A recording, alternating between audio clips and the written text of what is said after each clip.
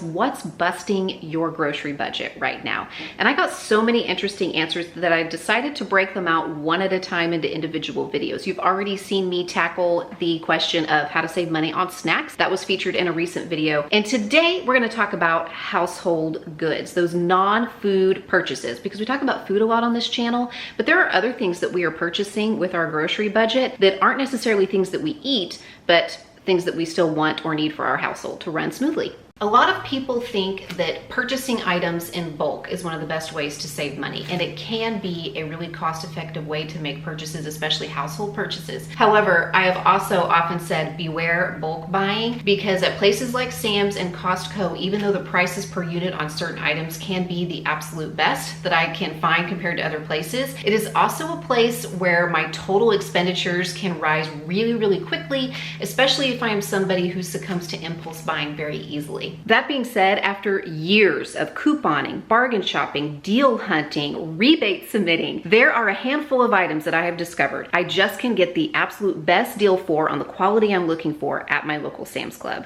Those items are toilet paper, paper towels, trash bags, and dishwasher detergent. And speaking of paper towels, let's talk about paper goods and disposable household items here for just a minute. What is inside this drawer right here is one of the tools that has helped us immensely cut back on paper towel usage. I keep this drawer stocked with clean kitchen towels, and it is really not that hard to run a load of towels every couple of days and keep this stocked with clean tea towels that we can use for all of our cooking and daily uses in the kitchen. Now, it's kind of hard to determine the cost of a load of laundry because so much depends on the efficiency of your washer and dryer, the cost of energy and water in your area, the types of detergent that you are using. But a little bit of research shows me that it's not costing me more than $1 to do a load of laundry with the machines that I have and the detergents that I'm using. So we're just going to go with $1 per load to make this easier. And when it comes to tea towels or kitchen towels or hand towels like what are in our bathrooms, I mean, they're so small that I'm usually just tossing them in with whatever load of laundry is running through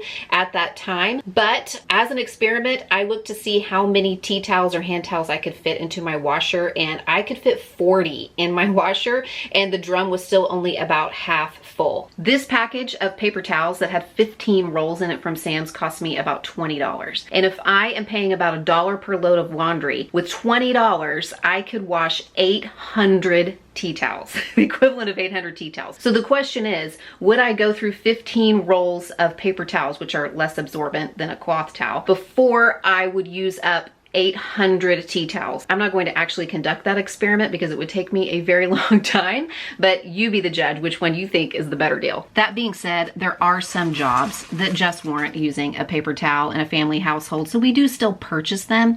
We just use them very sparingly. In fact, it takes us probably 9 or 10 months to go through a package of 20 from Sam's. This drawer right here contains some more items that have helped us cut way back on the paper towel usage because it is full of cloth napkins. And most of these were sewn for me by my mother-in-law for birthdays or for Christmas from various types of fabric. But even I, as a novice sewer, can sew a napkin, and it's a great way to use up scraps of fabric. Or you can purchase napkins and just make that investment, and over time it will pay for itself. It wasn't hard to train my family to reach for these. Instead, I just stopped putting out the paper napkins and just reminded them, hey, reach for these instead of paper towels, so that we can cut back on purchasing those two paper goods specifically. Now, when it comes to paper goods and utensils for eating, like paper plates and plastic cutlery, it's just not a thing that we are utilizing nearly as often as we used to. I mean, we're basically only using these items if we are entertaining a large group of people. As in, I actually don't have enough regular plates and cups and spoons and forks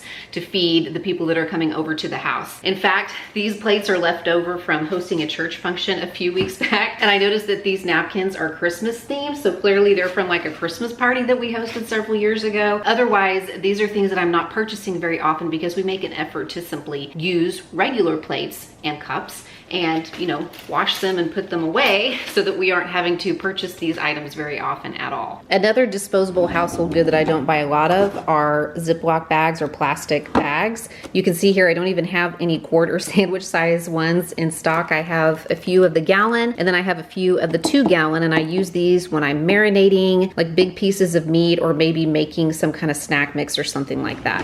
And that is because my kids, when they are packing their lunches, are typically going to use reusable containers. Obviously, this is kind of a mess right now because we have just ended school. So you see here in this jumbled up mess, we've got some thermoses, we've got some containers with compartments with lids that snap on like that. This one right here is a silicone container, so it's real easy to send through the dishwasher. And I actually purchased this one on Etsy for Ruthie for Christmas. It came with a lid that was monogrammed with her name. This is a salad container. You can use it for other things, but it's really convenient because you can put your greens there in the bottom and then put toppings, and it's got a little container for dressing that sits right here in this hole, and then a lid that snaps on. And how many of you caught the little cottage cheese container in that big bin of containers that I showed you earlier? Yes, I do often rinse these out, wash them out, and we will use them to take different snacks places. Sometimes we'll use them for lunch packing because these are things that I don't really care about losing, or if something gets forgotten and it gets moldy in there, we just toss it. I always try to get a few more uses out of these before I throw them into the recycle bin. Today's video is sponsored by Water Drop. Water Drop makes water flavoring cubes and beautiful bottles and other water holding receptacles so that we can stay hydrated and reduce the number of single-use plastic water bottles. We all use Water Drop products, but my husband and my oldest daughter especially like the Water Drop cubes because they add a very light, refreshing flavor that isn't overpowering, made without sugar, using natural plant and fruit extracts. They also offer an iced tea line of cubes in flavors like peach and lemon, an energy line of cubes with natural caffeine, and an electrolyte and vitamin infused line of cubes for enhanced hydration. Okay, that was my first time trying the blackberry flavor, and that might be my new favorite. I'm a big fan of blackberry flavored things. This one did not disappoint. But Water Drop also makes beautiful bottles and drinkware. I have been ordering these for years as gifts. My favorite are the floral patterns. They come in lots of different colors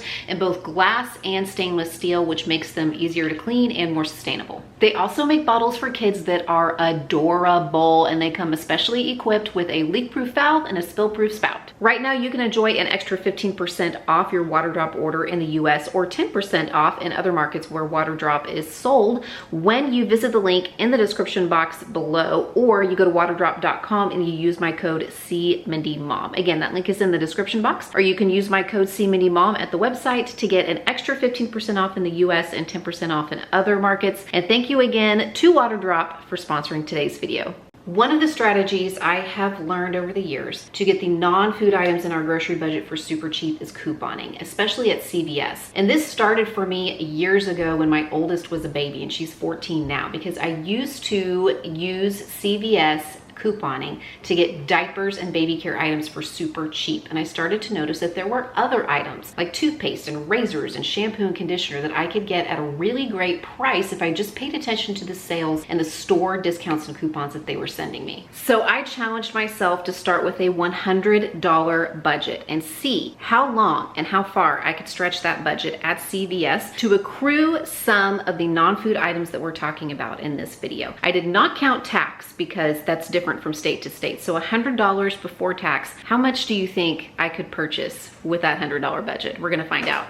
We are starting off this little project at CVS. So today I went into CVS to do just one deal. I picked up only 3 items because I had some high value coupons for the Shea Moisture brand. I got 2 bar soaps and 1 stick of deodorant. I had 2 $3 off coupons plus an additional $1 off of any deodorant coupon, and I had a 30% off 1 regularly priced item coupon. So my out of pocket, not counting tax, was $14.61. And you might be thinking, Mindy, why in the world would you blow 15% of your $100 budget on just 3 items? Here's why. On the bottom of the receipt, I got a $10 extra care buck. That was attached to the Shea Moisture deal. All I had to do was spend $20 on those products, and regardless of other coupons, it would spit out this one for me to spend like cash the next time I'm in the store. And I got another coupon that is $4 off a $40 purchase that is good for a week. So there are some other good deals that line up with some of the coupons in my CVS app. So I'm gonna come back tomorrow or the next day and be able to roll those coupons onto those deals to bring my out-of-pocket total down. Here we go. It's the next day and I'm back at CVS. I'm going to show you what I got and also the coupons I had in my CVS account that applied to these purchases. 1 Garnier shampoo and 1 conditioner, 2 Pantene 2-in-1 shampoo plus conditioner, 2 Crest toothpastes, 1 CVS brand flossers, 2 Dove hand washes. And once all of those coupons were applied to my total, plus the $4 off a $40 purchase and the $10 extra care buck that I earned yesterday, my total dropped to $12.73 before tax. But the best part is I earned some more extra bucks. $4 for the Garnier purchases, $5 for the Pantene, $5 for the toothpastes, and $3 for the Dove hand washes. So all in all, that's $17 of extra care bucks that I can now spend the next time I'm in the store. Here I am back at CVS. It seems like every time I start doing this, it just keeps rolling. The deals keep coming in and it keeps going and going. And it's only been a few days since I've been here, but they emailed me a $4 coupon, $4 off a purchase, and there wasn't even a minimum threshold. I had my eye on these Secret Clinical deodorants the first couple of trips and I couldn't quite pull the trigger, but since I got that $4 coupon, I went ahead and grabbed this deal. They were buy one, get one, 50% off. And I had a coupon, a manufacturer's coupon that I didn't get a screenshot of for $4 off too. But I also had 2 store coupons for $2 off, I think an $8 Secret purchase and $1 off any deodorant that applied. So that made for a really great deal on these deodorants. Since I was in there, I grabbed 2 Colgate toothpastes because I had $7 off 2, and these were on sale for $3.99 each. So less than $1 for 2 tubes of toothpaste. And I must have stood there in front of the body washes for 20 minutes trying to figure out a good deal on body wash. But I had a $2 coupon in my app for the Nivea and it was on sale for $4.99. And what I did was just go ahead and grab one of these. So it would have been $2.99 after the coupon, but I was hoping that this purchase would trigger some store coupons being sent to my card. If I remember right, it seemed like the CVS store coupons that you can stack with manufacturer's coupons were often related to the things that I purchased. I went ahead and rolled onto the deal, a $3 extra care buck and a $4 extra care buck because I knew that my out-of-pocket total was going to be pretty low. So I didn't even need to use all of the ones that I earned the last time. And my subtotal before tax was $4.14 for all of those items. Plus, I still have $10 of extra care bucks from my last trip, and I got 2 more for the Secret deodorants that I purchased on this trip. In today's CVS haul, I was starting off with $21 of CVS coupons and extra care bucks to spend before I even had to spend a penny out of pocket. That's because I had $12 of extra care bucks left over from my previous purchases, plus a $6 off $20 purchase coupon and a $3 off any purchase coupon. So after my additional coupons, sales, and discounts were applied to the things that I picked up today, according to what landed in my CVS account and what was on sale, I spent $13.84 out of pocket on 2 Gillette razors, a Monday shampoo and a Monday conditioner, 2 soft soap, hand soaps, 1 Dove whole body deodorant, and 1 more Shea Moisture deodorant stick. Plus, I got $16 in extra care bucks back to roll on to my next purchase and $4 off a $40 purchase. So we're still going. I'm back at CVS today. I picked up some items today that are sometimes hard for me to find good deals on. I got some hairspray. I got some men's body wash for the guys in my house. I also picked up some more toothpaste. They had a fantastic deal on hand soap. In addition to the extra care bucks I had from last time and the coupons that I was using today, which I will be popping up on the screen, I also had a 25% off a regular priced purchase. And that is an interesting coupon to get because sometimes things that have extra care buck deals attached are not technically on sale. The price has not been reduced. It's the regular price. It's just you buy a certain amount or certain number of those products and you get an extra care buck. But that 25% off coupon will attach to that item.